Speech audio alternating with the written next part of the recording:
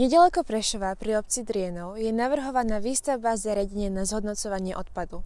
Miestni obyvatelia však vyjadrili jasný nesúhlas s touto iniciatívou, čo potvrdilo aj referendum v roku 2023, kde až 93% voličov hlasovalo proti výstavbe spaľovne komunálneho odpadu.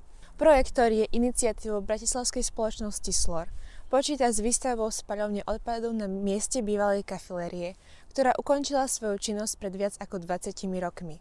Projekt by slúžil na energetické zhodnocovanie komunálneho odpadu s ročnou kapacitou 95 000 tón.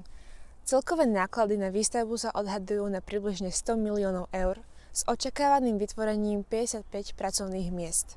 Zastancovia projektu tvrdia, že spaľovňa prispieva k zníženiu zaťaženosti skládok v regióne a k zvýšeniu energetickej účinnosti využitia odpadu. Argumentujú tým, že by malo vyrábať teplo. Tým pádom by sme nemuseli používať iné zdroje, napríklad plyn.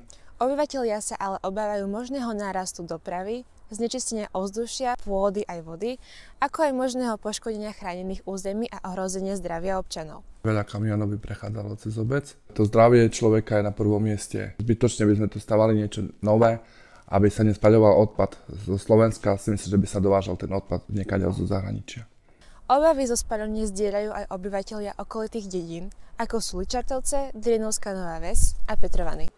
To spaľovanie a tie výplody určitých plynov určite ostanú niekde tu blízko. Prístup a tranzit, ktorý by šiel cez Petrovany, to by nás veľmi ovplyvnilo. Odborníci z Technickej univerzity v Košiciach odporúčajú zvážiť alternatívne spôsoby spracovania odpadu, ktoré by mohli byť šetrnejšie k životnému prostrediu. Je možné zvážiť využitie najbližšej spaľovne, ktorá sa nachádza nedaleko v Košiciach.